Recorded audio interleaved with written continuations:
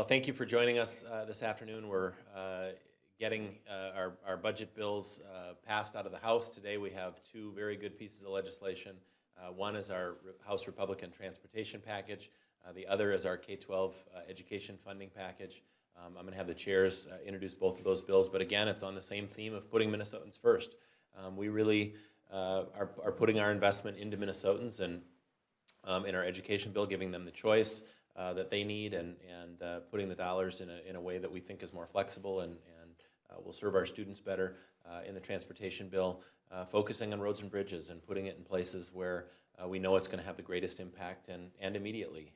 In the last couple of years, we fell behind on our transportation new investment into transportation infrastructure, and I think Chair Torkelson is going to talk about how we want to make up for that. So I'll let him begin. So, Paul Torkelson. Well, thank you, Mr. Speaker.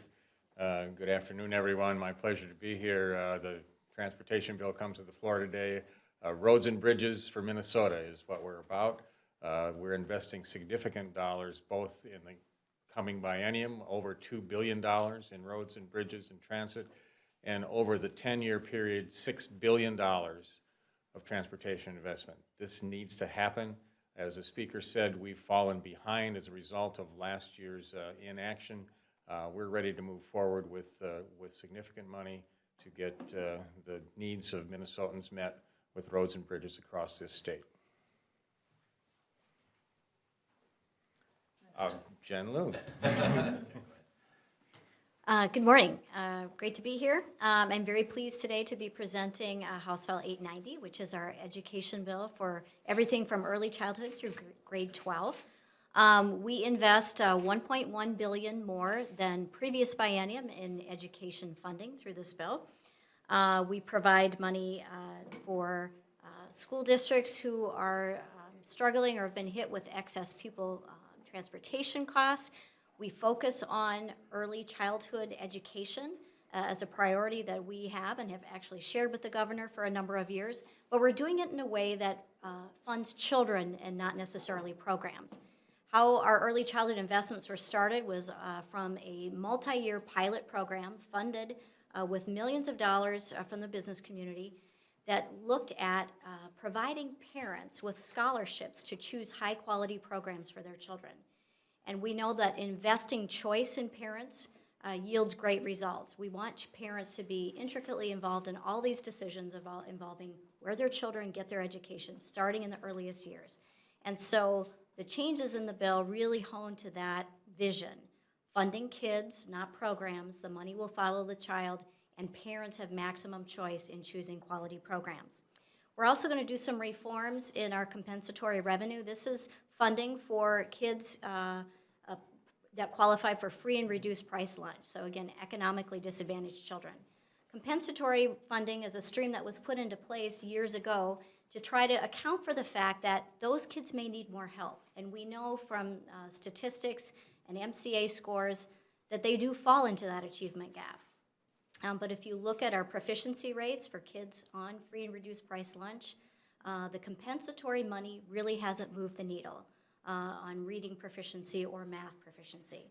In fact, over the last 3 years, reading scores for those kids went from 38.8% to about 40%. Math actually went down an equivalent 2 points. So we're not getting results. It's not moving the needle. So we're going to try a new approach. We're going to send those funds out, again, the same amount of funds, but we're going to send it to districts according to how many kids they have that qualify for free and reduced lunch.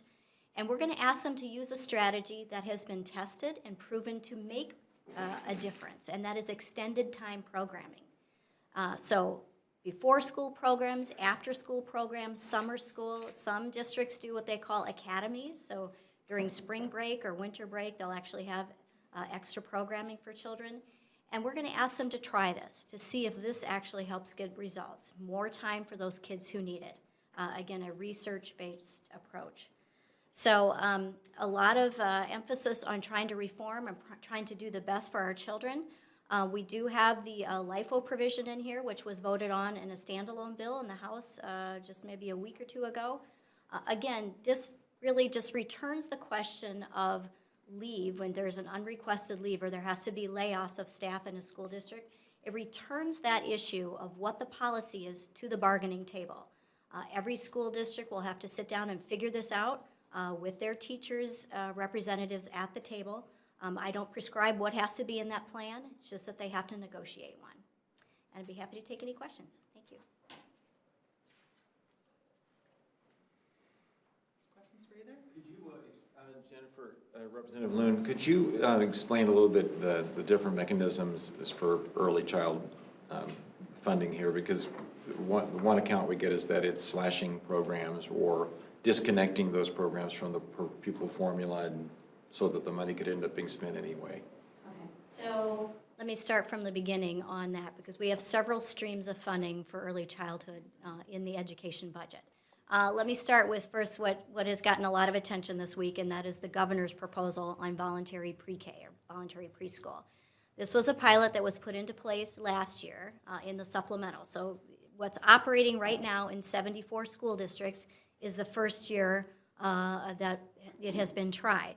And it is a half-day preschool program in these 74 districts funded on a per-pupil funding formula similar to K-12. It's a very different funding stream than we've done for other early childhood programs that we have, and it's very complicated. Again, when we talk about per pupil and compensatory revenue, all of those formula funding streams are added into this. We take out that program, and the money that went with it is being replaced for those 74 districts with school readiness money. This is a program all school districts get. They all get school readiness, but for those 74 that had the VPK money, they're getting replaced dollar for dollar with school readiness. School readiness has a much greater degree of flexibility for school districts. They can still continue operating their voluntary preschool programs in the same way if they choose, or if they want to make some adjustments, they could do that as well. But the money, again, dollar for dollar, is for them to continue that program. I think it's important to note that one of the other things we've tried to keep in mind is that as we all have a limited number of resources at the end of the day to do good things with. And so our priority has been targeting the kids who need it most with early childhood funding. It is a tool for trying to close the achievement gap. So in targeting those funds, school readiness allows school districts to charge on a sliding fee families who have more income than those at the low income range. So it's again based on that free and reduced price lunch. Some school districts don't, but some do. And it's important in making those resources go further that we're not providing free preschool for families of greater economic means. The governor's program does that. 78% of the kids in that voluntary preschool program do fall into that free and reduced price lunch income category, but 22% do not. That means they have income ranges that would not qualify them for a scholarship or a low-income program. That's of concern because we know there are thousands of children out there who are not receiving any assistance with early childhood. So again, we're trying to make sure that we're reaching as many kids as we can with the dollars we have. Chair Torkelson, from the outside, it doesn't look like anything's changed in transportation funding for 3 years. Has it changed in these proposals? And if there hasn't been a lot of change, how do you expect to pass a bill and get it signed? So you're asking about how this year's initiative compares to last year's. Well, there are a lot of similarities, certainly. We're capturing sales tax revenue to fund transportation. We believe that's absolutely appropriate. Transportation is a priority not only of us as legislators, but it's a priority that's set aside in the Constitution. And there are 32 states and the District of Columbia that use general revenue funds to fund transportation in their states. I don't see any reason why Minnesota can't make it a priority too, and that transportation should be at the table for its share of funding whatever the source is.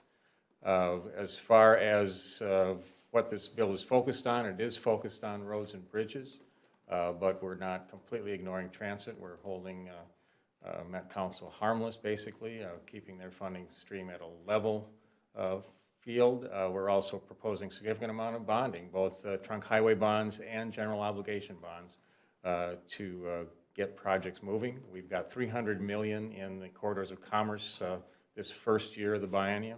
and $250 million a year for 4 years in trunk highway bond authorization. We increased that cap by pouring more general fund money into the highway user trust fund that keeps us above that 20% cap. But if you haven't been able to do this in the last 2 years, why is the third year a charm? Well, pent-up demand, I think, is part of it. You know, there's a lot of folks from a broad spectrum of interest groups that understand that we really need to move transportation forward, and we need to do it this year. I believe that delaying the transportation bill into the second year of the biennium is a mistake that would make it that much harder to get our work done. We need to get this done this year. You know, this is our opening bid, so to speak, from the House. The governor's put his opening bid on the table in his budget. The Senate passed their bill last night. That's their opening bid, and now it's time for us to get together and start negotiating a package that we can all support. Will you do that before you send something to the governor, or are you going to send this to the governor and then bring him in? It's my hope that the governor will become involved during this conference process. That has traditionally been the case, not so much with this administration, but in the past, where the governor and his people come into the conference committee process and actually give us their input as we go through and evaluate the various proposals that are in the House and the Senate bills, and bring in their own ideas, and we see if we can't come together with a package that we can all live with and that gets passed and signed. I'd like to get this done in one shot. I'm not really very interested in a veto bait. Thank you.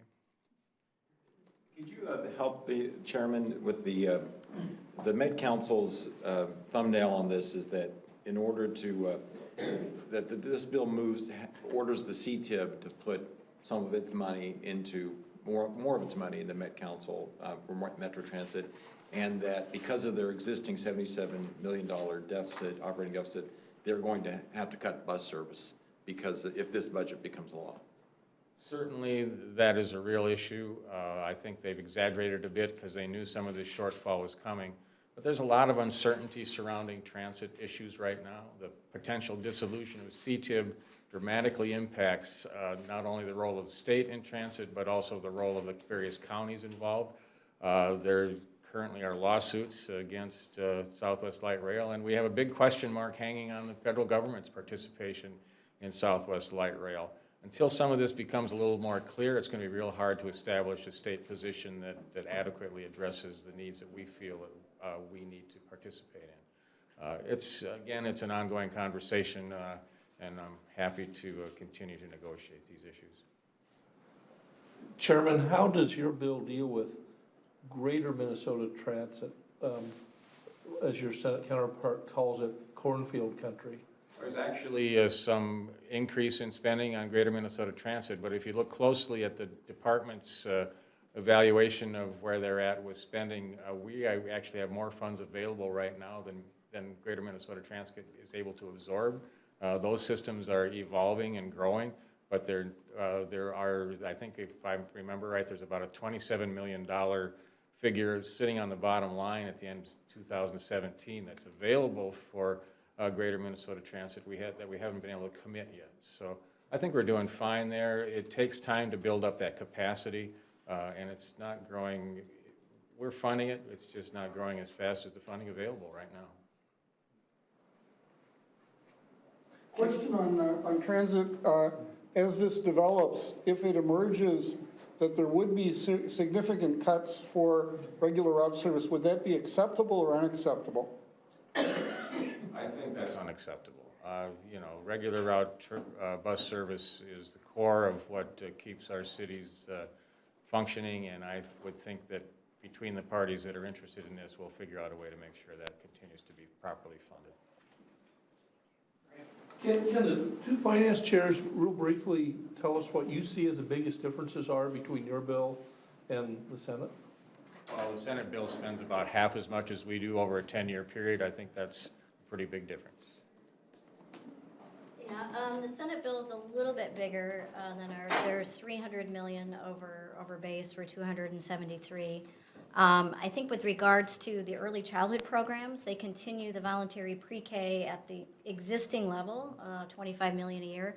No new money in scholarships. We provide about $25 million more in scholarships, so that's a difference.